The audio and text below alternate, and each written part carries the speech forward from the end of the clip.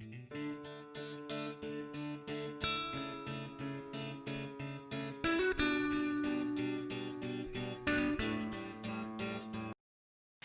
warahmatullahi wabarakatuh. Berjumpa lagi dengan saya, Ibu Ayu Agustina. Pada kesempatan kali ini kita akan belajar sosiologi bersama, yaitu mengenai fungsi sosiologi dalam mengkaji gejala sosial yang ada dalam masyarakat. Nah, apa itu sosiologi? Yuk ikuti terus ya videonya. Baik, sosiologi adalah suatu disiplin ilmu yang di dalam kategori ilmu sosial. Nah, untuk lebih lanjut, sosiologi itu dibagi menjadi dua istilah ya. Yang pertama yaitu sosius. Sosius adalah artinya kawan atau teman, dan dalam hal ini digeneralisasikan sebagai masyarakat. Sedangkan yang kedua adalah logos. Logos itu diartikan sebagai ilmu. Nah, jadi dalam hal ini sosiologi dikatakan ilmu yang mempelajari tentang masyarakat. Istilah sosiologi pertama kali dicetuskan oleh seorang sosiolog yaitu Auguste Comte ya. Beliau mencetuskan suatu istilah sosiologi yang terdapat dalam bukunya The Course of Philosophy Positive. Nah, dalam hal ini beliau mengatakan bahwa sosiologi itu terbentuk dalam 3 tahapan, yaitu tahapan teologis, yang kedua tahapan metafisika dan positivistik. Nah, selain itu, kita juga perlu mengetahui definisi-definisi sosiologi menurut beberapa ahli sosiolog. Nah, yang pertama yaitu adalah Pitirim Asorokin. Nah, dalam hal ini menurut Pitirim Asorokin, bahwasanya sosiologi adalah ilmu yang mempelajari hubungan timbal balik antara gejala sosial dan gejala non sosial. Dan yang kedua yaitu menurut Sela Sumarjan dan Sumarji ya. Nah, mereka mengatakan bahwasanya sosiologi adalah suatu kajian ilmu yang mempelajari struktur sosial, proses sosial, dan di dalamnya terdapat juga perubahan-perubahan sosial. Dan yang ketiga yaitu Emil Durkheim. Beliau ini dijuluki sebagai Bapak Metodologi Penelitian ataupun Bapak Fakta Sosial. Sosiologi itu adalah ilmu yang mempelajari fakta-fakta sosial. Apa itu fakta-fakta sosial?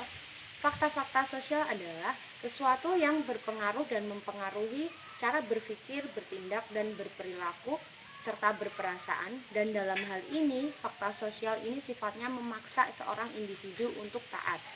Contohnya saja, kita sebagai masyarakat harus mentaati aturan-aturan serta norma-norma hukum yang berlaku dalam masyarakat. Dan yang keempat yaitu Max Weber. Max Weber adalah seorang sosiolog yang memberikan asumsinya bahwasanya sosiologi itu adalah ilmu yang mempelajari tindakan-tindakan sosial.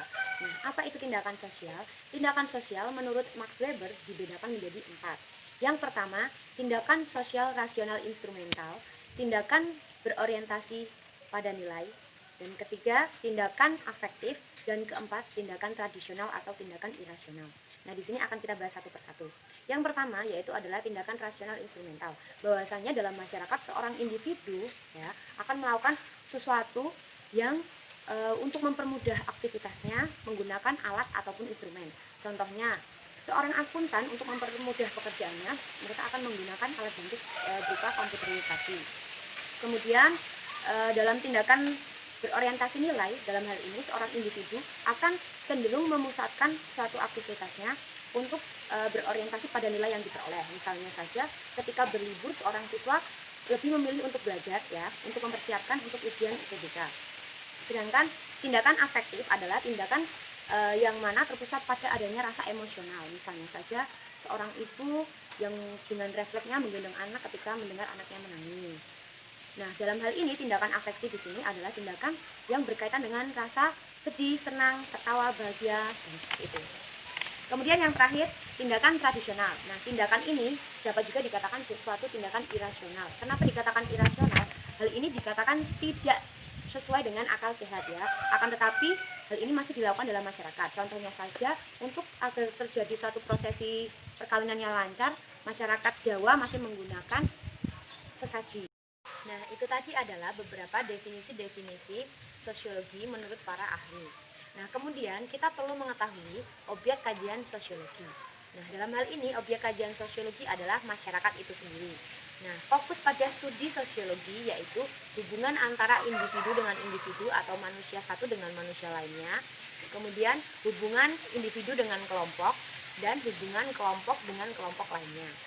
Nah, selain itu, kita perlu tahu apa sih yang membedakan sosiologi dengan ilmu sosial lainnya. Nah, hal ini terletak pada ciri-ciri sosiologi sebagai ilmu pengetahuan. Nah, untuk mempermudah dalam belajar, ciri-ciri sosiologi bisa kita ingat-ingat dengan istilah enak. Jadi, ciri-ciri sosiologi sama dengan enak. E-nya di sini adalah empiris, N-nya adalah non-etis, A-nya di sini adalah abstraksi-abstraksi dari hasil observasi atau teoritis ya. Dan K-nya adalah kumulatif. Lebih mudah kan ya? Nah, itu tadi adalah ciri-ciri sosiologi sebagai ilmu pengetahuan. Nah, dalam hal ini kita juga perlu mengetahui hakikat-hakikat sosiologi. Nah, pada dasarnya adalah sosiologi itu merupakan ilmu sosial dan bukan ilmu alam. Yang kedua, sosiologi merupakan ilmu yang bersifat kategoris dan bukan normatif. Jadi sosiologi itu mempelajari apa yang sedang terjadi dalam masyarakat, bukan apa yang seharusnya terjadi di dalam masyarakat. Yang ketiga, sosiologi bersifat abstrak dan bukan konkret.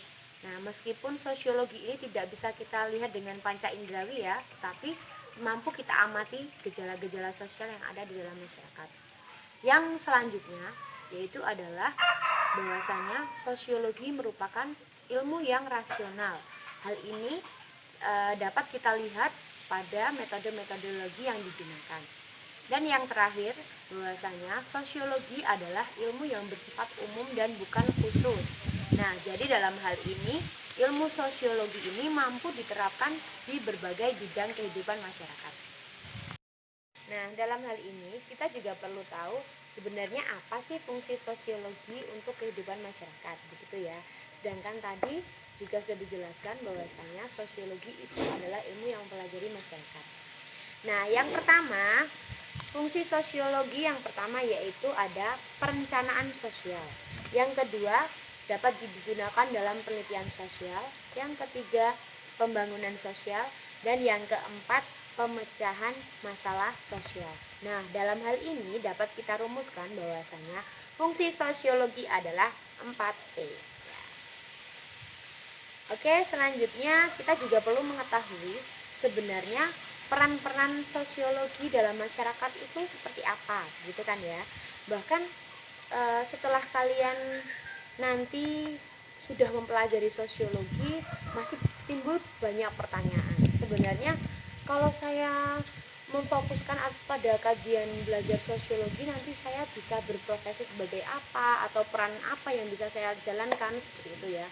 Nah, perlu kita ketahui bahwasanya peran-peran sosiologi itu bisa dibedakan menjadi 4 bidang.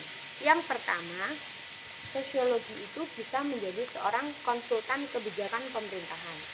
Yang kedua yaitu ahli riset. Ahli riset ini adalah orang yang melakukan riset atau penelitian sosial. Kemudian yang ketiga yaitu teknisi atau pelaksana kebijakan sosial. Dan yang terakhir adalah tenaga kependidikan. Nah, kita juga perlu tahu apa itu masalah-masalah sosial yang ada dalam masyarakat. Nah, sebelum kita tahu apa saja permasalahan yang ada, kita juga perlu tahu definisi masalah sosial.